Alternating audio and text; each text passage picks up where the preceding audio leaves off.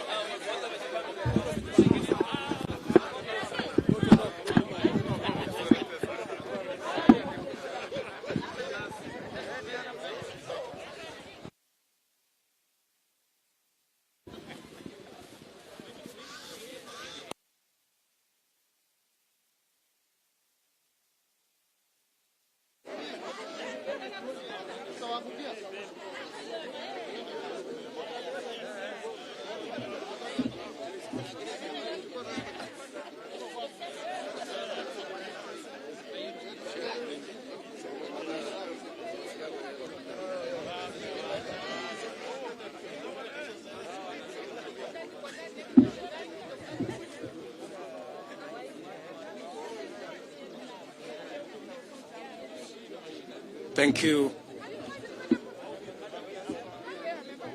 Thank you very much, ladies and gentlemen. Asanteni sana. Ladies and gentlemen, thank you very much for finding time.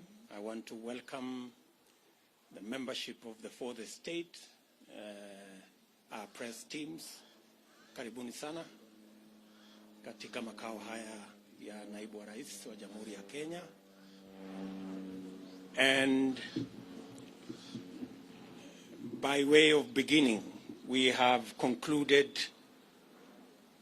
the parliamentary group meeting for the Hustler Nation movement that encompasses members of parliament from different political parties that have now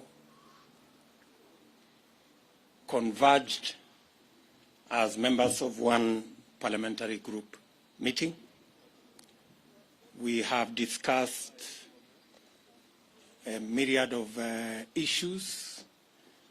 We have discussed about our political formation, the United Democratic Alliance. We have discussed on parliamentary business that is currently before the House and that we intend to sponsor and support going forward. We have discussed matters of national importance. We've had a long discussion on the current situation in the country, especially relating to the COVID-19 pandemic that has ravaged the country. We took the position as a team when the Ministry of Health announced the surge in numbers to reschedule all our public engagements until further notice, as I announced formally on my social media platform. We've had also an in-depth discussion on matters to do with what we believe should be the current engagement on managing the COVID-19 pandemic, especially with reference to vaccination. And we are going to make a statement about that. We also appreciate this political situation in the country, and we've also discussed on other matters of housekeeping and how we intend to engage the public in our responsibilities, different responsibilities as members of parliament, as senators, and as leaders in the Republic of Kenya. Ladies and gentlemen, we have a short statement that we are going to make. We appreciate that, as we said about 2 years ago, that it was the intention of this team to change the political conversation in our country. We are very proud and happy that finally the conversation in Kenya has changed. And today we are not discussing about constitutional change. We are discussing matters economy. That we are not engaged in an exercise of trying to create positions for leaders, that we are in the passionate engagement to see how we can create jobs for ordinary citizens. That today in Kenya, the conversation is not about leaders and what is in it for them in the next political dispensation. The discussion is what is in it for Mama Mboga, the boda guys, the ordinary people in Kenya.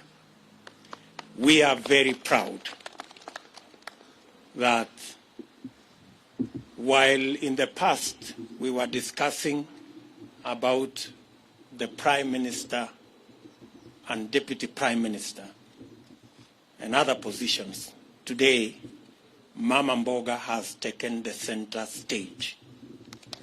And the boda guy is at the heart of the political conversation in Kenya. We welcome our competitors who have graciously accepted to join us in the conversation about the economy of our country, about ordinary people, about jobs, about enterprise.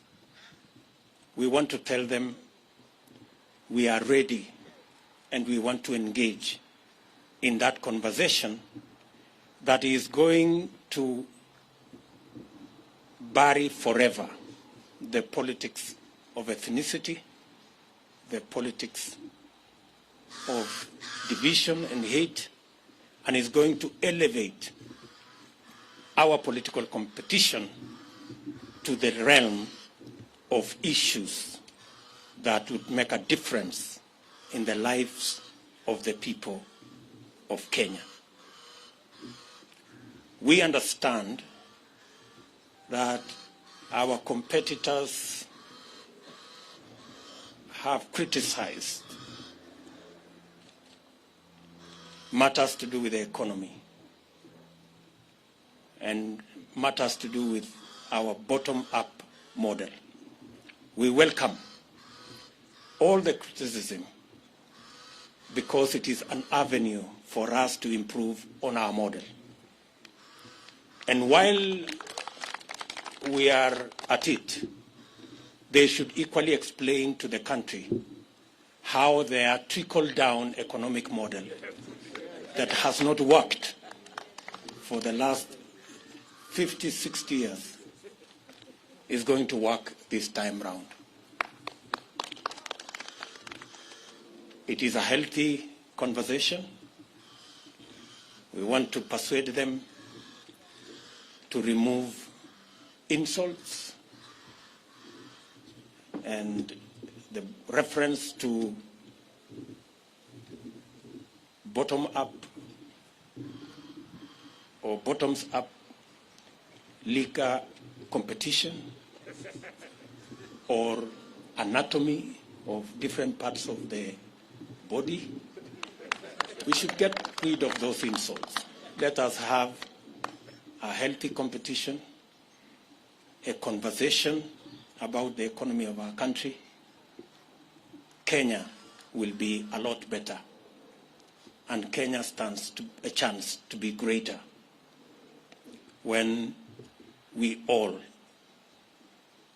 engage in issues, especially on the bottom-up economic model, to lift the millions of citizens of our nation that today either are jobless or are hustling, or farmers and pastoralists and herders who are on food relief. It is our very considered view that our focus on these 15 million Kenyans will not only help us broaden and expand and recruit new taxpayers. We will have the necessary, they will help us to raise the necessary resources to run government, and also the necessary resources for us to retire debt that is becoming a crisis in our country. I do not wish to say more than that. Let me now request, starting with Alice Wahome, to begin our statement. Alice. Yeah, thank you. Thank you, Your Excellency. Members of the press, this is a written statement signed by all the members that are present for this press conference. I'll start. Kenyans desire a new, inclusive, people-centered conversation on the future of our nation. That's our title. The governing Jubilee Party has collapsed. The opposition NASA coalition has disintegrated. The Hasran nation has found a new home in the United Democratic Alliance. We welcome all Kenyans who desire a greater future to join us in the United Democratic Alliance. In 2017, Jubilee was elected by an overwhelming majority on the platform of the Big Four agenda that was anchored on the success of the party's first term. Subsequently, a merger of the governing party and the opposition coalition was occasioned by the handshake that was presented ostensibly as a framework for peace and economic growth. Kenyans initially welcomed this development and hoped that the promise of a peaceful environment would facilitate the implementation of the Big Four agenda and enable the Jubilee administration to continue with its development plan. That was never to be. I will now call Soipan to continue with the statement.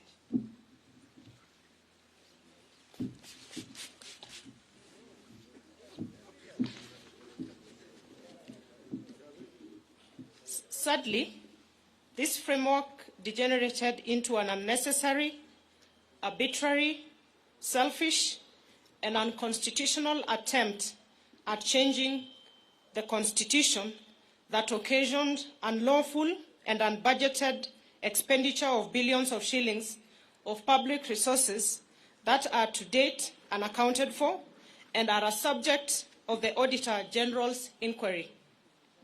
Little wonder, a recent survey has shown that 72% of Kenyans believe that the country is headed in the wrong direction. For 4 good years, the country has been engaged in the BBI process, characterized by hubris, chest thumping, blackmail, intimidation, and bribery. In this process, party parliamentary committee leadership and members who were perceived to be disagreeable to this scheme became victims of a vicious purge and expulsion. Besides, the criminal justice system, Kenya Revenue Authority, and other state agencies were mobilized and weaponized to intimidate, blackmail, victimize, and persecute leaders, business people, and ordinary Kenyans perceived to be opposed to this unconstitutional order, BBI, and its anti-people recommendations. This provided a leeway for the attempted vandalism of the constitution of our country. Fortunately, the judiciary made a very profound decision affirming the supremacy of the people, their constitution, and independent institutions. Honorable Cecily Mbarire.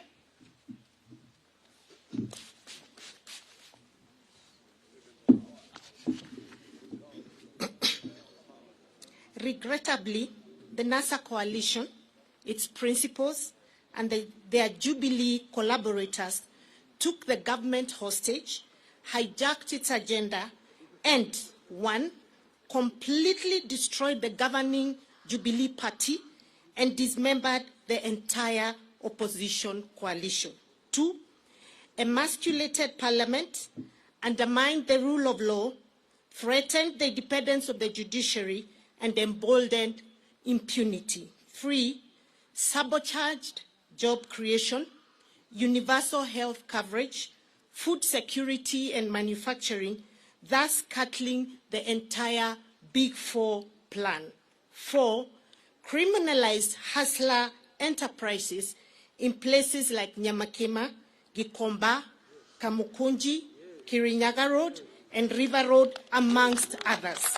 Five, presided over the brutal or inhuman evictions and demolitions of the vulnerable and destruction of private property in places like Kariobangi, Ruai, amongst many other places across the country. Six, mismanaged the economy, leading to stockpiling of public debt to unprecedented levels that has occasioned the current economic crisis that our country is facing. I wish to call upon Honorable Benjamin Tayari. Thank you. Thank you. Our approach towards a bottom-up economic and governance model. To address this sad and grim state of affairs facing our country, the Hustler Nation, forged by the people in the diversity from all parts of the country, here represented by leaders from across the political divide, believe in a new economic and political paradigm that prioritizes, one, bottom-up over trickle-down economics. Two, the people over their leaders. Three, empowerment over power sharing. Four, jobs over positions. Five, enterprise over patronage. Six, economic transformation over opportunistic constitutional amendment. I hereby call Honorable Mabonga to continue.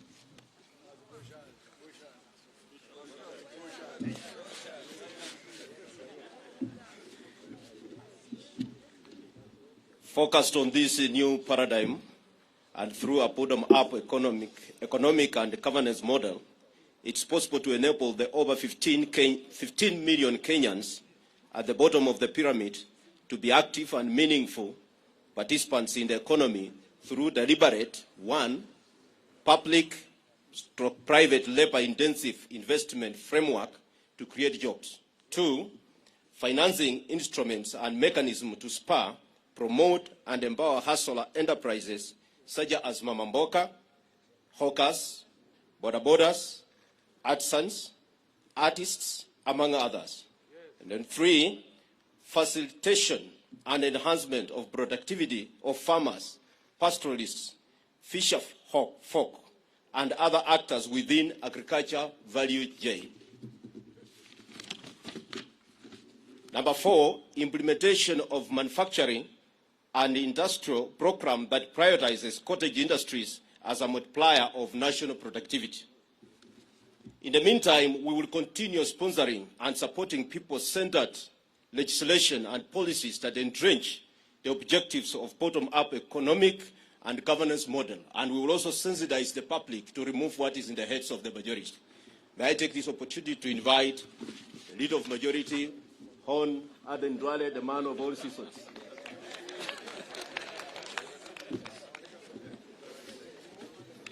Thank you, Member for Bumula.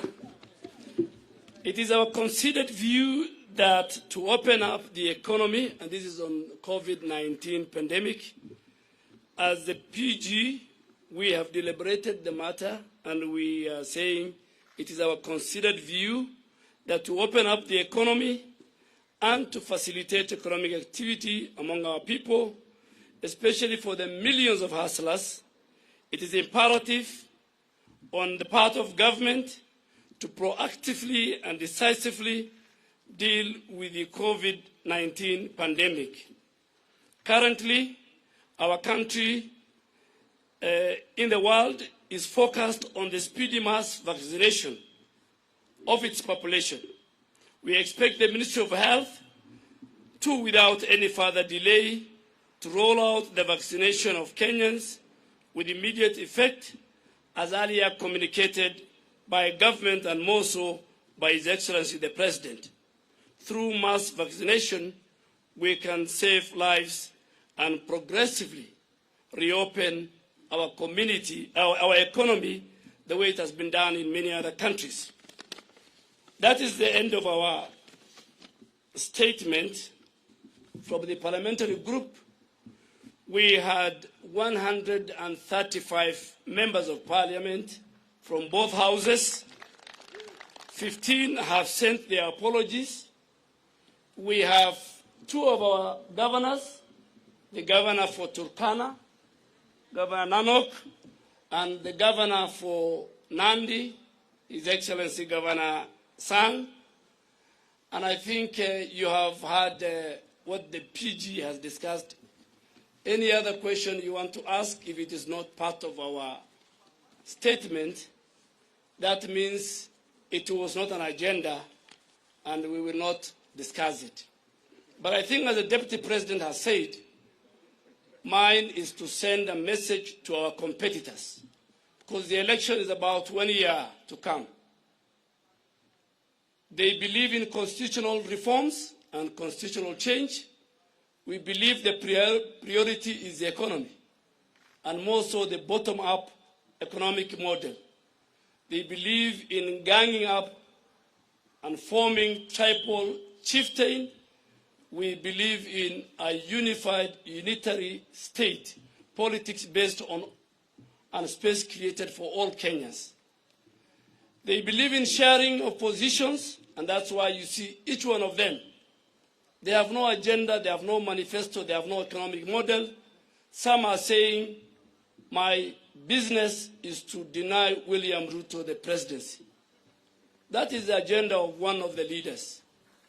Another one is so busy with trying to revive NASA and Oka Kenya. So we are saying our manifesto, our agenda is very clear, and we want them also to put in place why the bottom-up model is not good for Kenya, but the trickle-down model that we have lived with since independence is better than what we have.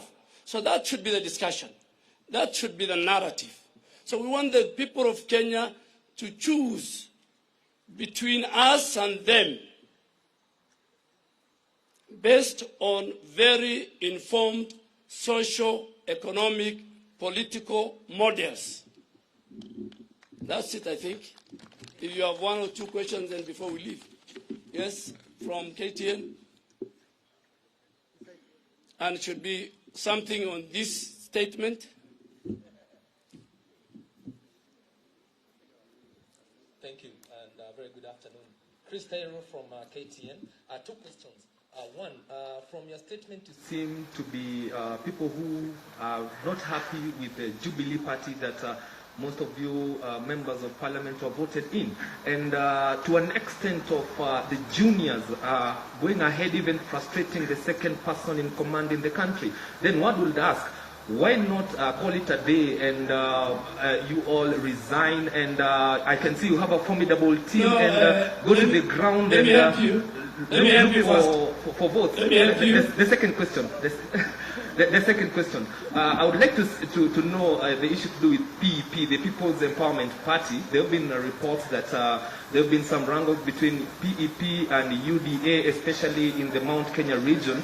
And that's the reason why the Gatundu South Member of Parliament, Moses Kuri, is not around. Maybe you can confirm that. I think the first one, let me tell you, the members sitting behind me are members of United Democratic Alliance.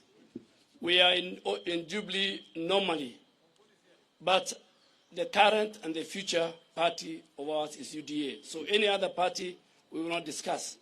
And I think, too, we will not discuss about the person and the institution of the deputy president. That was not part of our discussion as a PG. Any other question? My friend from NTV. Thank you so much.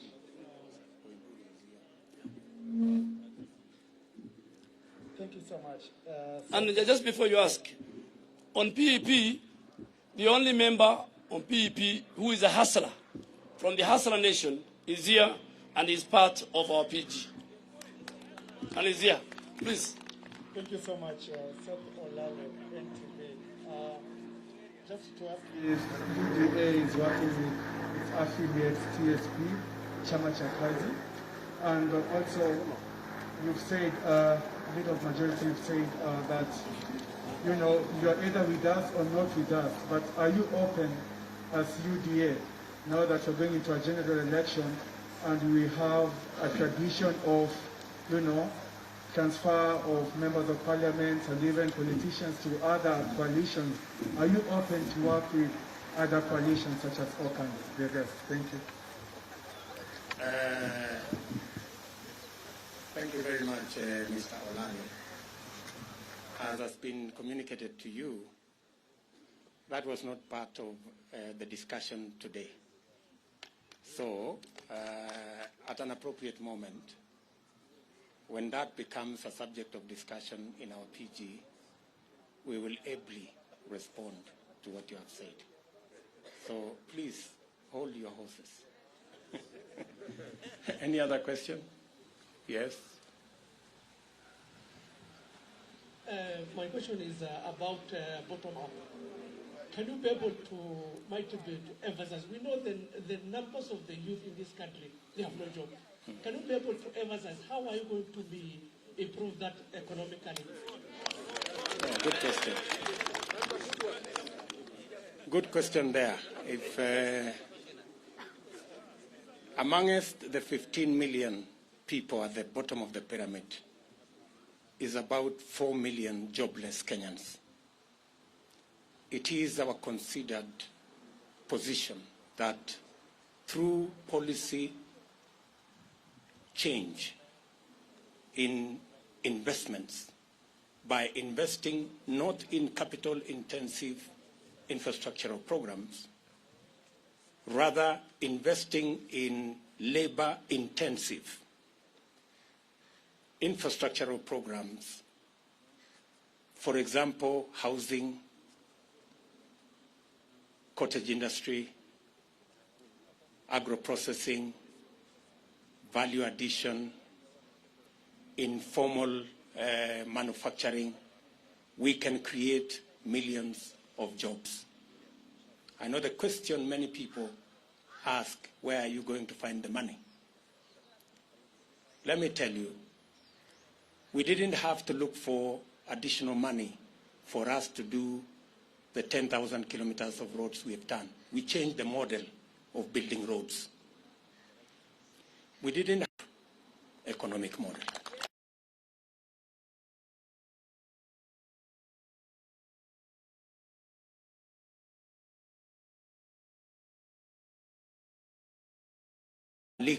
We are not guests in any place. we join parties by choice, and you leave by choice. So one last more. Leto and yes, Sema Leto.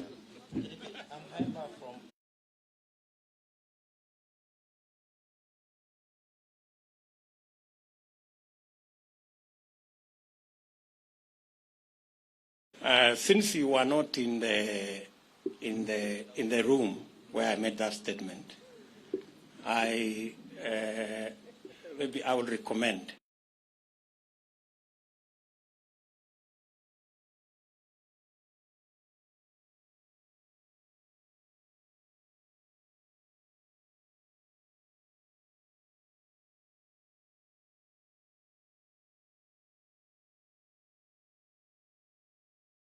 Biashara kuwapa mikopo yenye riba ya chini biashara